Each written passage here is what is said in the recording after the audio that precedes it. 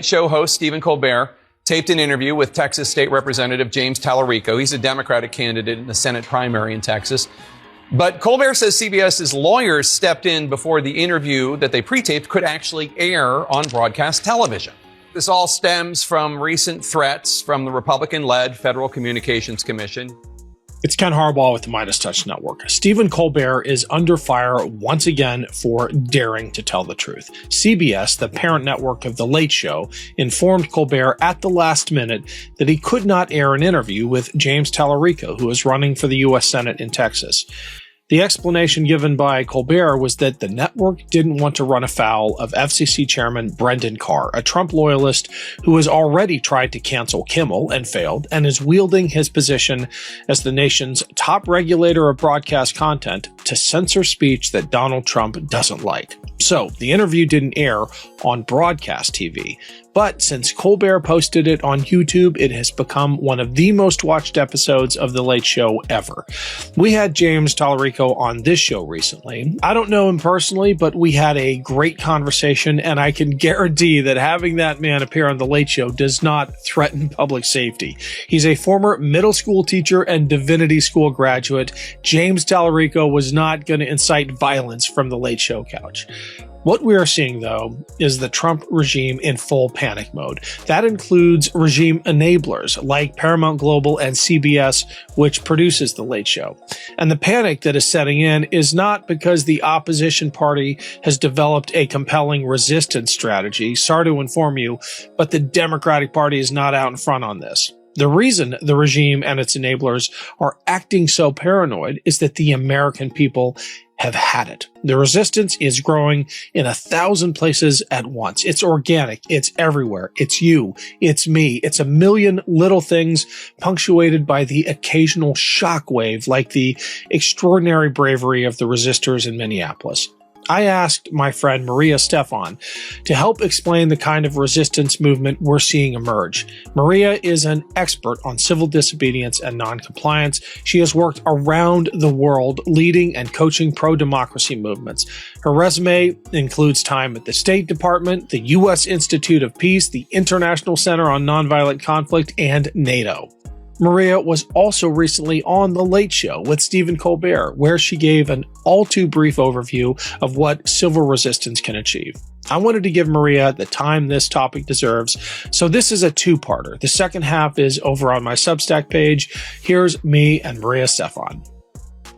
Maria, you spent your career deployed to far-flung places, researching authoritarian governments and democratic backsliding. You were in Kabul. Did you ever imagine you would be researching that same phenomenon here in the United States? Yeah, well, thanks, Ken. And yes, I've spent 25 years or so studying and working with movements all around the world that have challenged military occupations and authoritarian regimes.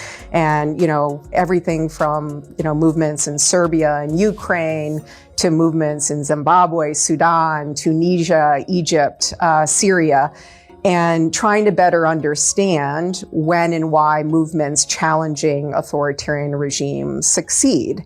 And, when it comes to the United States, on the one hand, I've been deeply inspired by the movements in this country that have challenged authoritarianism on the subnational level. So think about our civil rights movement, which was challenging a Jim Crow system, a racial authoritarian system that was, anchored in southern states. And they used powerful strategies of, bus boycotts, lunch counter sit-ins, strikes, freedom rides, marches. So on the one hand, I've always deeply appreciated and respected that history of resisting that type of authoritarianism in the United States. And to answer your question, I never anticipated the speed with which there would be an authoritarian breakthrough at the federal level.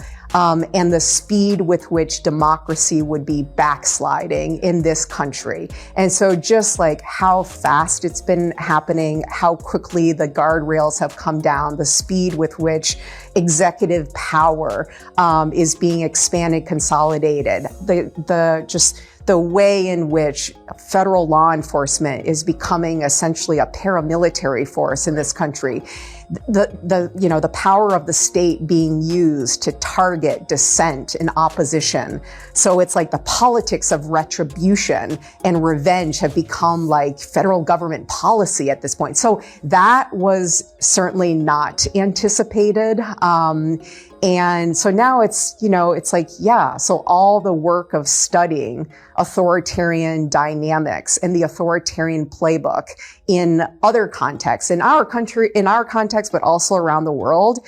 And then importantly, like, what does it take to effectively counter these authoritarian movements and regimes? And so, yes. We'll get to that. I definitely want your advice, your insight, your wisdom on how we respond to it. But I'm wondering if for you, there was a tipping point. It seems like not very long ago, we were arguing about whether we were on the road to fascism or not. But the scales have come off of a lot of our eyes in the past year. We're just a year into the second Trump term. Was there a moment where you realized, oh my gosh, this resembles what I have spent my lifetime studying abroad? I mean, certainly the attempted insurrection and coup on January 6th, so the first administration, an attempt to overturn the results of the election, was classic autocrat activity. Do whatever it takes to stay in power and attempt to undermine the will of voters. So that was such a, a breakthrough moment of understanding what this leader and regime were capable of doing was very clear in that moment. But then, in the second administration, I think just the systematic way in which the Department of Justice immediately was targeting universities, law firms, civil society organizations, just like very targeted, politicized investigations. Then it was like, oh yeah, this is their game. And then we saw, ICE and Border Patrol deployed to cities across the country where it was like, oh, this is not about, this is not about arresting and deporting criminals. This is about terrorizing communities and asserting control in that way. And then, of course, we saw with the deployment of the National Guard